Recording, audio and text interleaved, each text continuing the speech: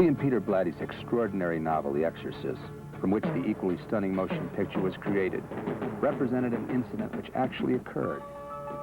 Even the conservative Washington Post declared that it was perhaps the most remarkable religious experience of its kind in recent history. Historic possessions varied little from what was recorded in The Exorcist. The psychic state that leads to possession is expressed through strikingly similar physical, emotional, and intellectual signs. These signs become collectively manifest only when the possession is complete. Some say the phenomenon is due to extreme hysteria, while others claim that spirits are the cause. However, there is only one cure: driving the demon out.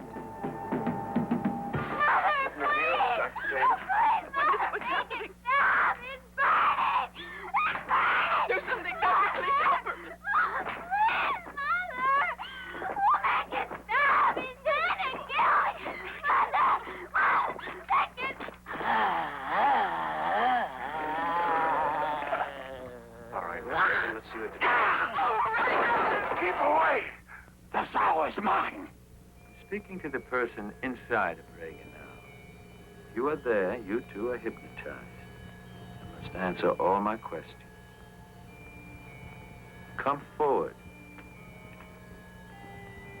Answer me now. Are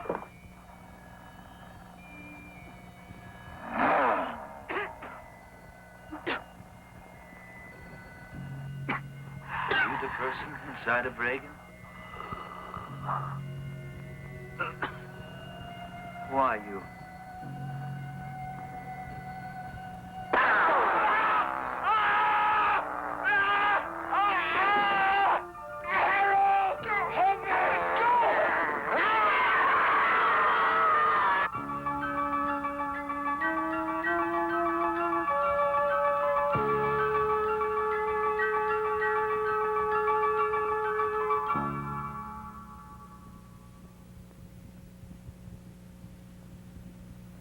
For 60 days in 1949, a young child from Mount Rainier, Maryland, underwent a series of medieval church rituals known as exorcism. A Jesuit priest prepared for this dramatic rite by submitting himself to a strict fast, thereby losing more than 40 pounds.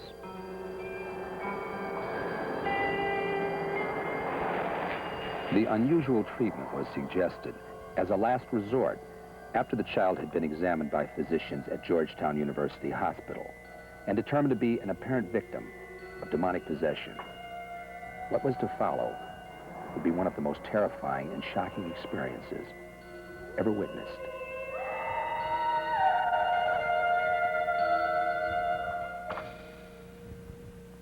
Mrs. McNeil. Yes. I'm Father Mary.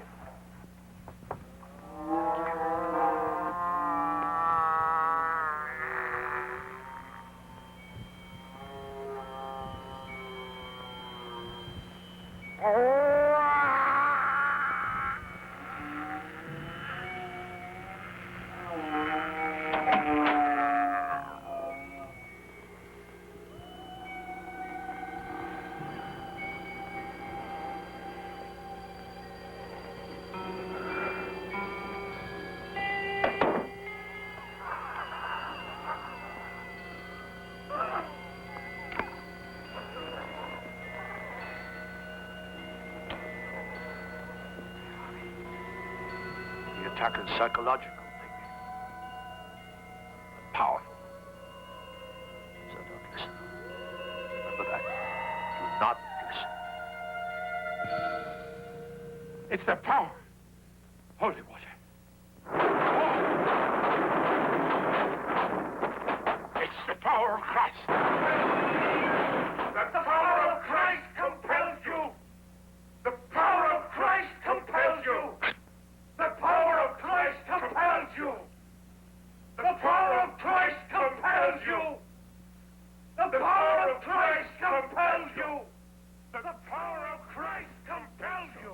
As difficult as it may be for us to accept, the war between good and evil, darkness and light, God and the devil continues. The horrifying rite of exorcism still takes place, often with shocking brutality. For thousands of years, different forms of madness, abnormal behavior, And even physical disease have been explained in terms of demonic possession of a living body by a discarnate spirit. Accounts of possession have many traits in common. It may occur in any place in the world and to anyone. Throughout history, one method of cleansing the body of evil, impurity, or sin was through self-inflicted pain. Most notably, self-flagellation, steel-edged scourges, hardwood rods, and other instruments of torture were used to literally beat the devil out of one's own body. These Iranian Muslims, or Shia, are staging one of the most violent forms of exorcism imaginable.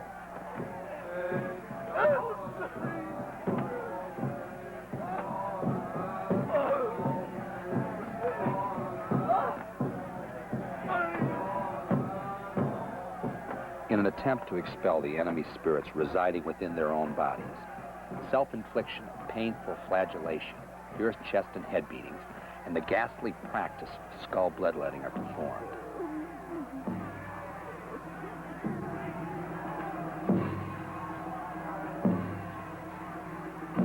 To the Shia, this intensely personal self-torture is paralleled on a larger scale by an actual historical event, the Battle of Ashura. In 680 AD, an enormous army of rival Islamic sect, the Sunni, attacked a small camp of Caliph Ali's family. In all, 72 persons, the hope and the future of the budding Shia religion, were mercilessly slain. Among them was the most venerable Saint Hussein, the Caliph's own beloved son.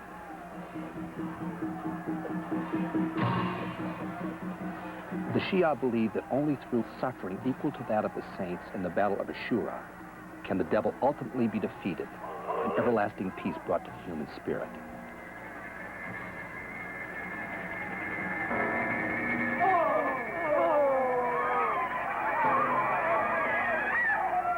The demons seem to persist, creating confusion and heaping misfortune upon the weak and strong alike. Can the force of evil ever be totally expunged?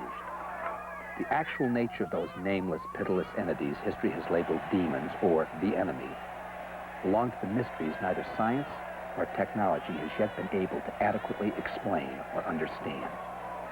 Could these forces actually be engaged in a bitter life and death struggle for control of the universe?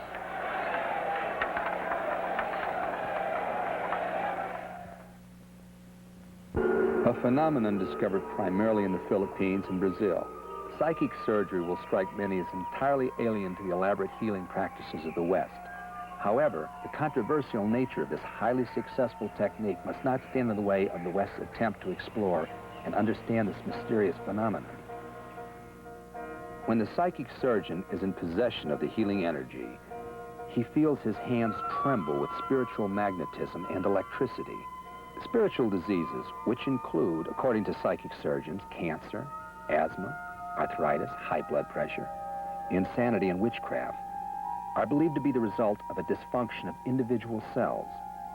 These are seen as complete living organisms, possessing both mind and body. His fingers approach the naked tissue of the patient, and the tissue appears to part. According to the surgeon, the cells of the tissue are simply giving way to the orders of the spiritual mind being transmitted by his fingers. The sensations experienced during the operation are generally described as a kind of gentle pulling and tugging or kneading, sometimes fairly deep, but with absolutely no accompanying pain. The surgery is performed with the bare hands, with no antiseptics or sanitary precautions of any kind, yet no infection has ever been reported.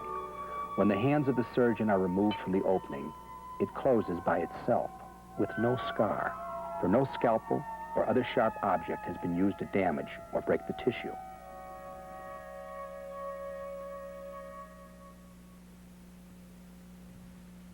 According to Filipino belief, man's intellectual or rational mind is at war with his spiritual mind and is the source of all human conflict, both internal and external. When the cellular dysfunction is of a spiritual nature, it is believed that only the spiritual mind can intervene.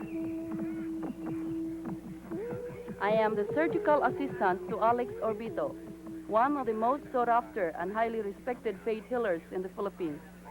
As a medical doctor, I was, of course, very skeptical about the procedure. After having witnessed numerous healings and actually being allowed to touch the exposed internal organs of many patients, I am now utterly convinced of its validity. Every spiritual healer has his own method or style of healing. What is common to all healers is that they must somehow be able to go into a higher state of consciousness to be effective. Some do it by chanting and others by meditation. Alex Orbido does it by prayer and intense concentration. I pray to God to make me a channel of His healing power. I then utter a secret power word which was given to me by my master or spirit guide, and all of a sudden I am transformed into another being, whose only remaining thought and feeling is one of love. At that moment, I no longer think of myself as Alex Orbido, but as a mere channel of God's healing energy. As I place my hands on the patient's body, I feel the healing energy surge out through my fingers, causing vibrations and stimulating the cells of the patient's afflicted part. When in that state, I am not myself. There is another mind directing me. This mind is so powerful, it permeates my whole body and draws out the diseased tissues or waste matters that are causing pain and suffering. My hand at that moment is like a magnet that automatically attracts the diseased part. Most often, the healing energy coming from my hands and fingers combines with the same substance from the patient's body in stimulating the cells of the diseased part. When this happens, I can see and feel the patient being relieved instantly. This healing energy or power within me, however, is not limitless. When it is consumed after healing, I return to my normal self. I do not usually have a recollection or memory of what I did during the healing session. I witnessed one of the most unbelievable operations performed by Alex Orbido on a 76-year-old woman, the mother-in-law of a military colonel. She was believed to be a victim of witchcraft.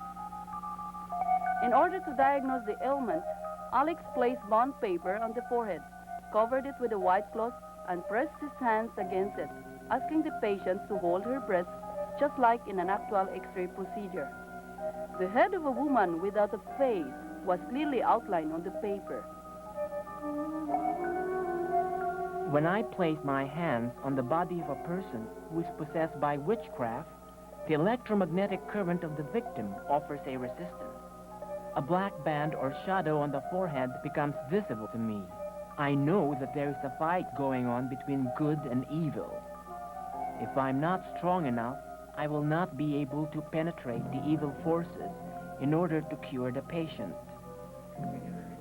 It appeared that Alex was engaged in a struggle of some magnitude because it took much longer for any evidence of the operation to manifest itself. Then, to everyone's amazement, it became clear that he was pulling long and thick strands of black hair directly from the opening in her stomach.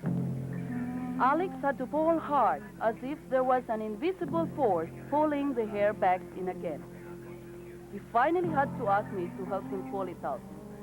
As I took hold of the hair, he requested that nobody else touch or come near it, because it was possessed by an evil spirit. When it was finally out, the hair appeared to be about 14 or 15 inches long. A faint gasp went out from the object. The cursed object was placed in a basin of water, which I held in my trembling hand. Alex calmed the patient down and rubbed her stomach to close the incision. To Alex Orbido, spiritual therapy and psychic surgery may be the last hope of mankind.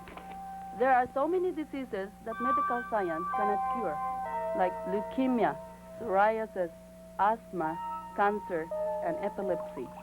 These are, on the other hand, the diseases which seem to respond best to spiritual healing and psychic surgery. I believe that we must continue to have an open mind towards these and other forms of unorthodox healing. The intellectual and the spiritual mind need not be at war. The first responsibility of the medical profession is to help the patient.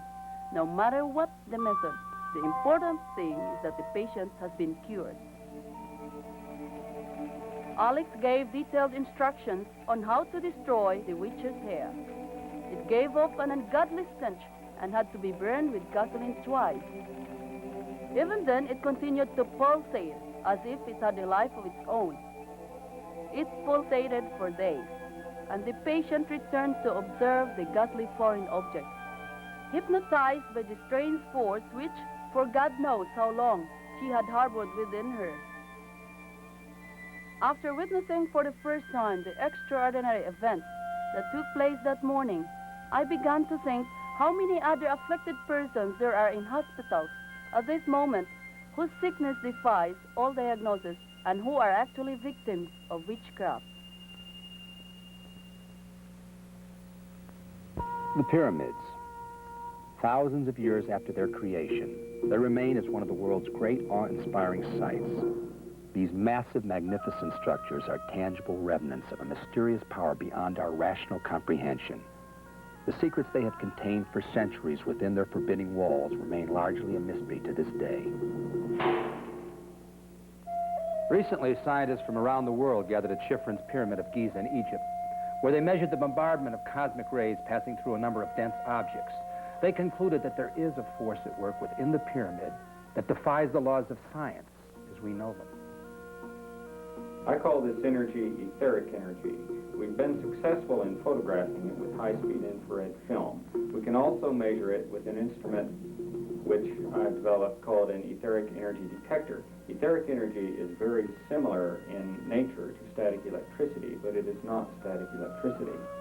This is a pyramid... 3 years ago, Dr. Patrick Flanagan demonstrated a seemingly harmless experiment involving an unknown energy force from a pyramid grid object he had developed. This was to prove to be the beginning of a 3-year odyssey, which would find Dr. Flanagan becoming the object of his own experiments, of a human transformation so extraordinary that it may be difficult for many to accept. There have been a lot of stories about the Pyramid of Giza and the unusual occurrences that happen there. In fact, in Egypt, the Arab guides told us that anyone who has ever spent the night in the Great Pyramid either was found dead the next morning or they were found insane, except for Budge, the English reporter who spent the night in the Great Pyramid in the 1930s. He had a very mystical experience. So we went to Egypt and spent the night there. And while sitting in the king's chamber at about midnight in total darkness, a very strange thing happened. I felt like someone attached an electric wire from the top of my head to the bottom of my spine. And my body started vibrating and shaking because it was like an electric shock. I went into a cataleptic state. My body became totally rigid, and I was unconscious for a period of time. About 1 month after the return from Egypt, I was sitting talking to some friends, and the same feeling came over me that happened in the pyramid, but this time a voice spoke through my body. Your science of medicine is a mechanical science. It is designed to repair mechanical problems for the most. This voice said that his name was Master Cascafayet, and said that he lived in 13th century Persia, and that he has been guiding from above, sort of like a guiding angel from that time since. Doctor, from your point of view in the spirit world, how would you say healing is accomplished?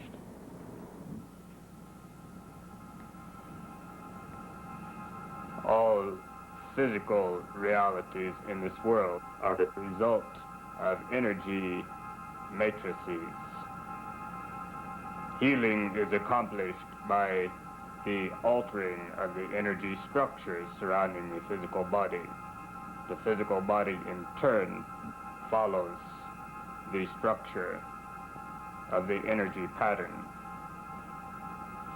All illness is a result, first, of a disruption of energy, followed by the physical disruption. This can occur rapidly, or it can occur over a long period of time. Doctor, When you possess a human being's body, such as you're doing now, what happens to that human being's soul while you're temporarily in residence? The body is merely a mechanical device. Patrick is located above this body at this time.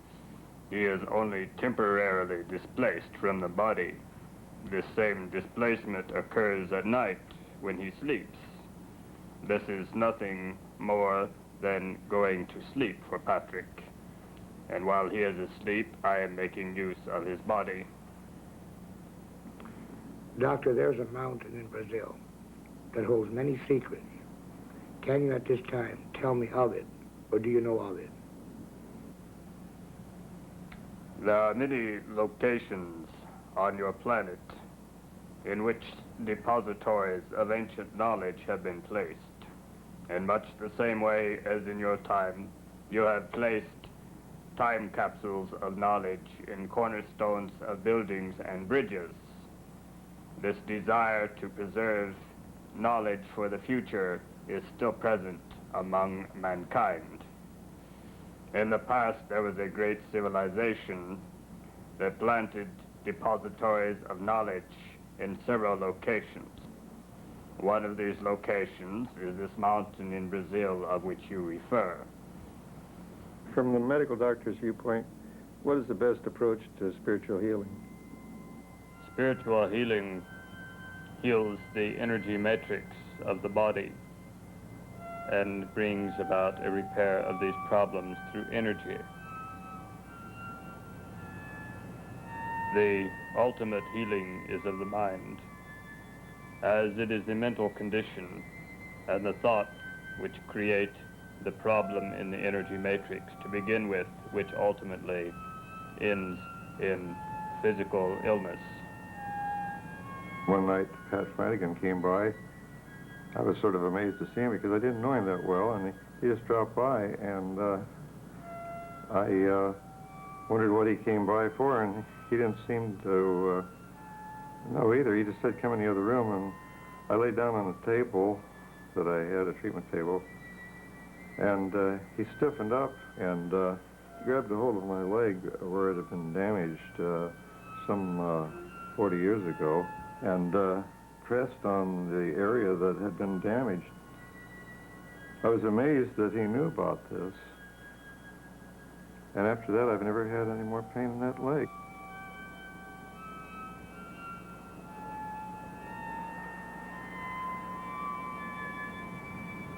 I do desire to balance the energies in your body, where your baby is slightly in the wrong position.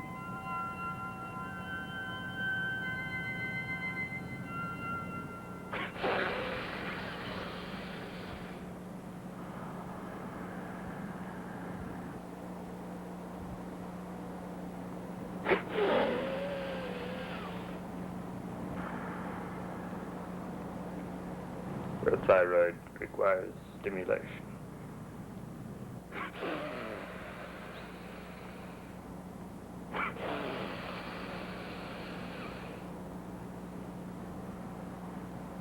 These energies have been balanced. Thank you, Doctor. He will be a healthy baby. By an understanding of the energies involved in healing and the energy bodies surrounding the physical and the active role that the mind plays in these energies, a doctor can become a better healer because he can make use of these energies and of the mind's role in these illnesses. A combination of physical repair and balance along with the necessary mental, emotional balance of the energy body will result in a permanent healing. Otherwise, the healing will only be temporary. Doctor, can you foretell the future? Can you say what's going to happen to the planet Earth and to mankind? It is possible to foretell certain events, as the evolution of man is very carefully programmed and pre-planned within loose limits.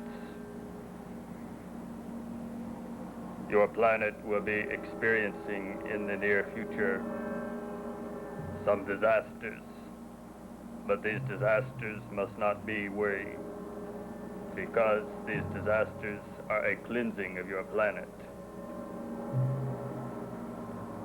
It is possible to foretell many things, but it is best for mankind on this planet not to know too far in advance of his future.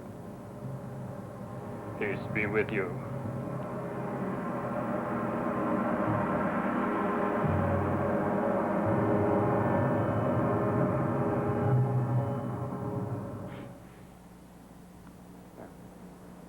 Some time ago, Master Cascafayette told me to shave my head. I told Eve that this time he had gone too far and that I would not shave my head no matter what. I had decided that did not want to do anything that looked freaky to other people. And he told me that the reason he wanted me to shave my head was because daylight striking certain centers on the top of my head, acupuncture meridians and things like this, would stimulate psychic energies. And after I had been sunbathing my head for a few weeks, a new master came in while I was giving a lecture one evening. A completely new master. He has yet to actually give his name, except that I understand that his voice is considerably different from Master Cascafayette's, and he's supposed to be a higher master. I cannot explain the phenomena. I did not believe this sort of thing was possible. I do have a scientific background, and of course I don't believe in things unless I experience them, and now I'm experiencing this, and I don't believe it. Good evening. I am very pleased to be with you. Do you have any questions?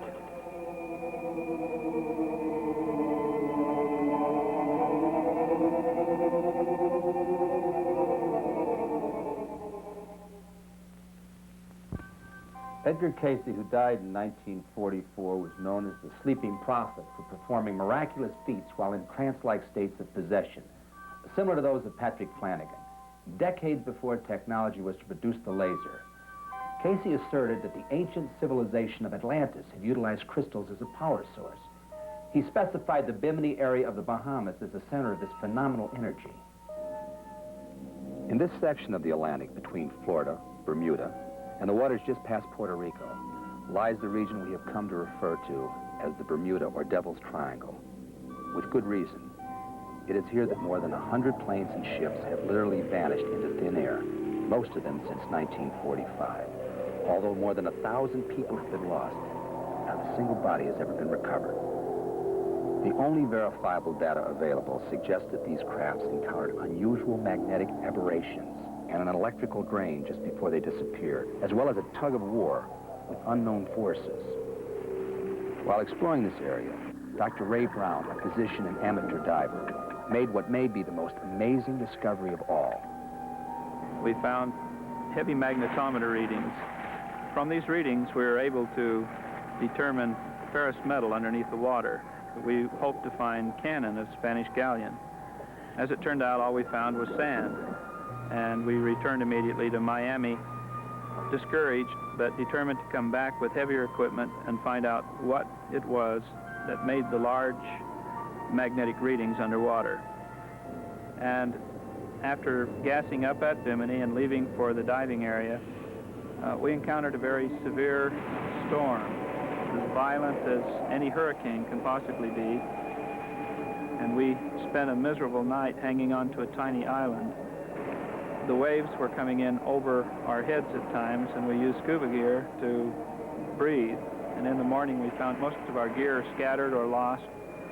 But since we had traveled a long ways and were ready to dive, we decided we'd dive in spite of murky water, heavy waves, and all the adverse conditions.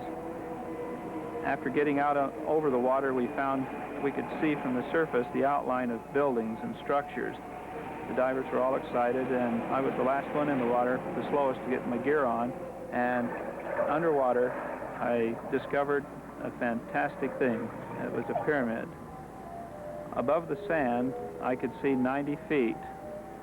Through murky water, we found a dust-like condition that made the water a gold color.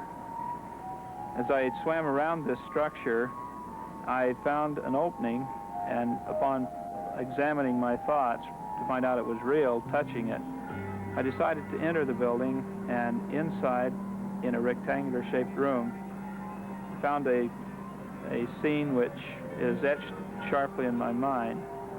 In the center of the room, I found a pedestal. There was a gold-colored rod hanging from the ceiling with a red stone on the end of it.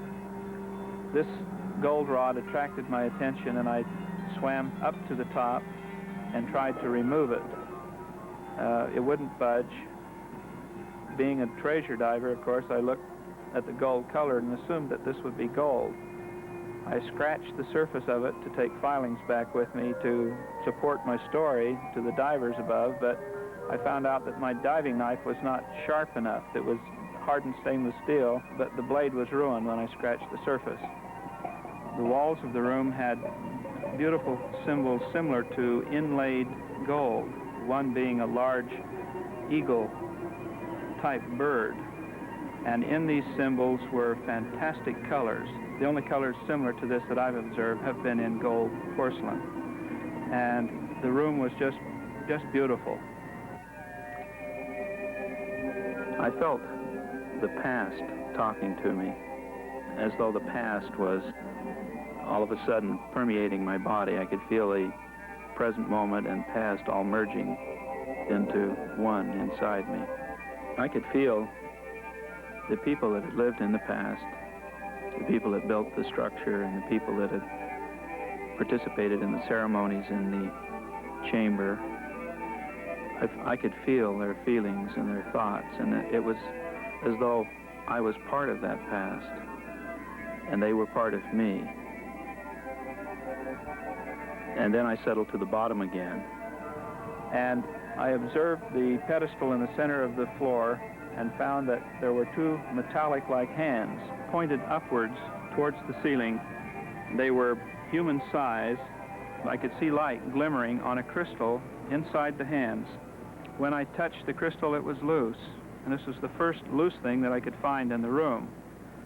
And my heart began to thump when I touched and found there was something that I could remove from the room and take with me, not just as a souvenir or reminder, but I felt some significance or importance attached to the stone.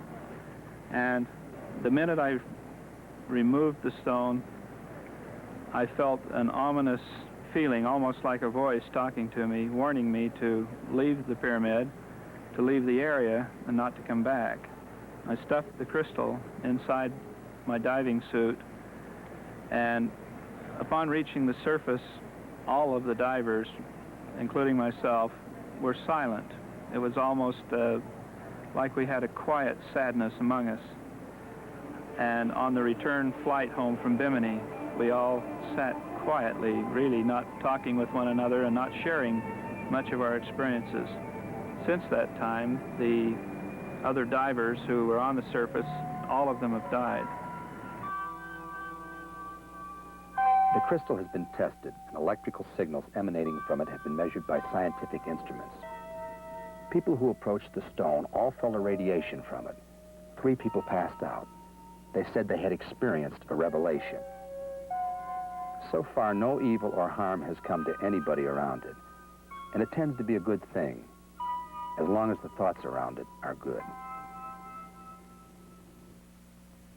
Dr. Brown refers to his find as the Atlantean crystal.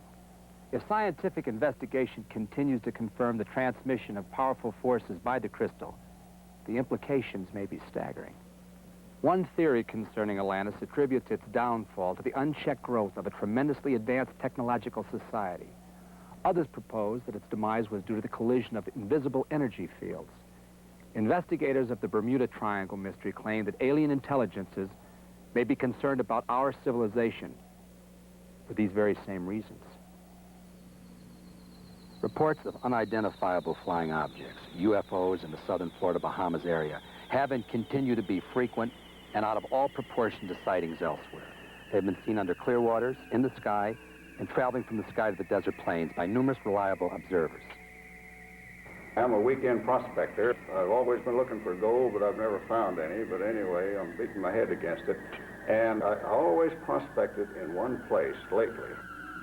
First time I was there, this man came over to the campfire right out of nowhere, and hello, of course, you know, the desert. I said, come on, have something to eat. He introduced himself, says, well, my name is as long as your arm. Says, it's kind of funny, maybe just call me Bill. I said, sure, just call me Larry.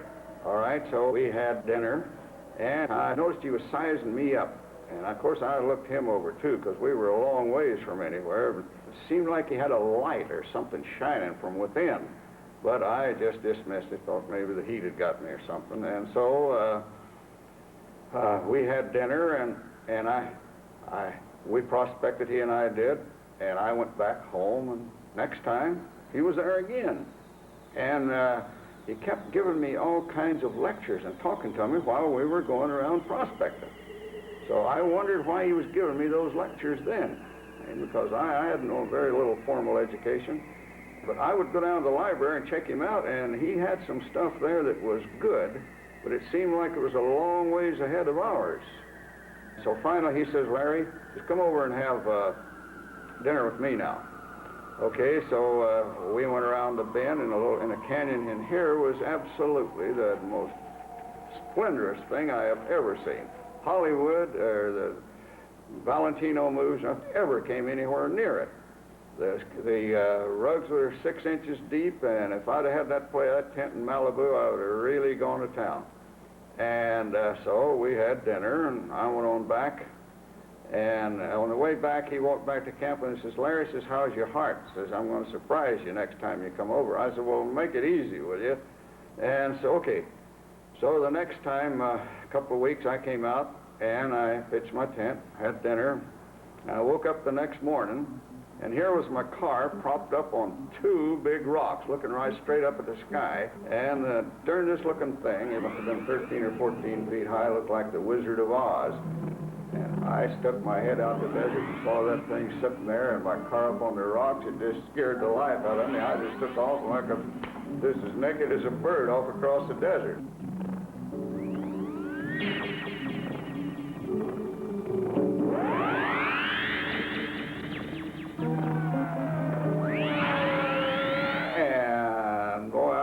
This is it. And then Bill says, Larry, your heart's all right. So I says, well, you son of a gun, you did this on purpose, didn't you? He says, yeah. I says, I'll just check to see if you can take it. I said, well, don't ever do it again, because this is the last time I'll ever be able to make it. So Bill introduced me to John and told me, he says, John, here is a man, Larry Foreman, that I have been coaching all along, and he's finally passed, and we're ready, and he wants to know what all this has been about. John says, well, Larry, I am roughly what you would call the head of the Supreme Court in outer space, and I'm going to tell you why you've been through all this. Your ancestors, and everyone else's ancestors on Earth, committed some great crimes.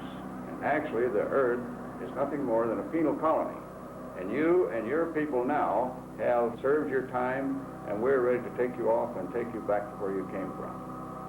And I said, well, why should I have to suffer for what something my great-great-grandfather is? He says, well, Larry, everybody on this earth has suffered, and it's to cure the strain, not the individual. I said, well, that makes sense, so they're going to take us off.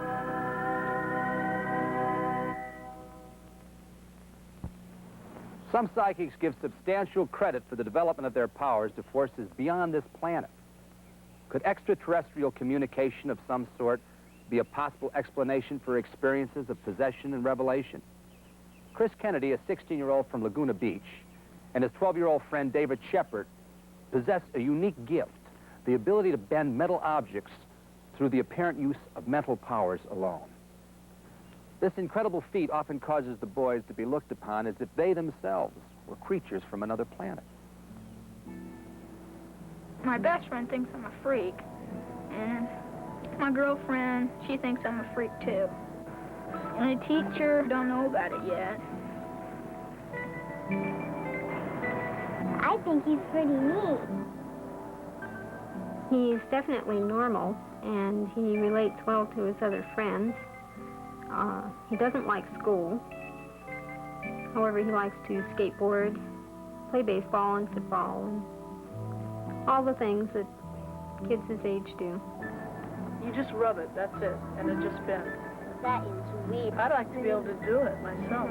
Concentrate on it and have it bend. Where were you born? Mars? Pluto? I went out to the kitchen and found one of our spoons bent over. So I asked David, okay, what happened, son? He said, well, I bent the spoon. I said, well, okay, Dave, show me. So we went to the couch and we sat down, and I gave him a spoon, and he did bend it right on over. He just stroked it lightly, and it started to bend. I've had this psychic powers ever since I can remember. When I was a little kid, my dad used to buy me little Tonka toys. You know how they have an elephant stepping on it on the commercial and they don't break? Well, they used to buy them for me, and within a week they'd be in pieces. Are you sure those aren't trick spoons? This one has been a trick spoon like that. Wanna try?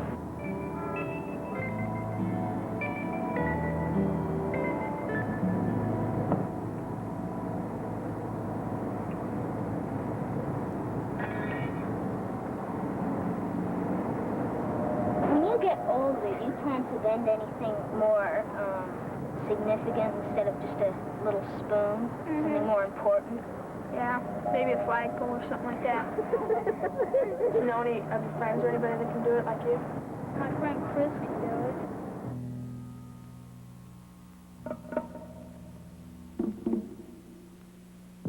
He is undoubtedly genuine.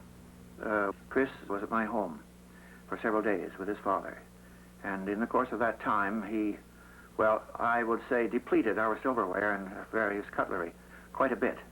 And I have the remains of it, and they're quite remarkable. Can you explain that? Yeah, I can. Well, this friend of mine wanted me to do a sculpture, really, and, well, I was wondering what he was talking about. So one day I had these couple pieces of silverware, you know, and I was just playing around with them, and I decided to just stick them together. And this key is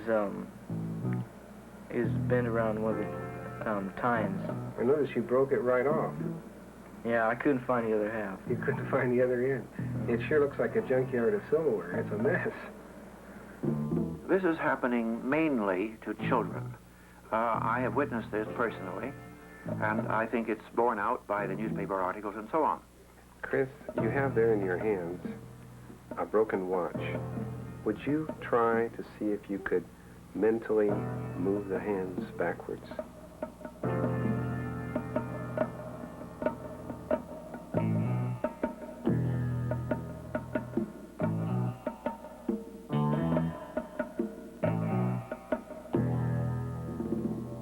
Why is it happening mainly to children? I think because, being children, they have more faith. They don't have inhibitions. They don't put limitations on themselves. They are convinced they can do something. The result is they can do it. Whereas the adult thinks otherwise, and he does impose limitations on himself. So the child is way ahead. You also bent the TV antennas, the TV rack, magazine rack, and a bird cage, and all of our camping gear we had on the floor without even being within 6 feet of it. Can you explain how that happened? Well, I guess it was sort of like an overcharge of energy. All my energy that I was pouring into the fork was just flying past it. And that's the way it happened, I guess. Did you direct that energy? No. It just accidentally happened in that direction that you were working on. Well, I certainly hope you pointed in the right direction all the time. I have witnessed not only Chris, who is 16, and David Shepard, who is 12. I have also seen a 7-year-old, a British boy, do similar things. There is a 5-year-old in Japan, a girl, who can move heavy objects by the power of her mind, and in a few days I shall be investigating a 3-year-old. That's weird. What does your mother do, ruining all the spoons? We keep on buying new sets. Well, we have raised him with a very open mind towards everything. And we haven't told him that he actually can't do anything. And when he then goes to bend spoons or anything, if that the negative vibes are there, then nothing will happen. They have to be positive vibes there. This is one of the main things we have found, that any at all of that, your negativity kills it right there. I think the power that I use for bending spoons and metal objects is the same power to be used for psychic surgery and healing. I feel that if I could do this, it would be a great help to people, and I'm willing to help people get started on this. Like, I want to know if you could, like, straighten the spoon by bending. What for? What? That could be useful, though. How come? Well, suppose you got this is something small, but suppose you got a bent nail, you can just unbend it. If it stays strong, but like when you get stronger, though, no. Like a dent in a car, you might be able to force it out.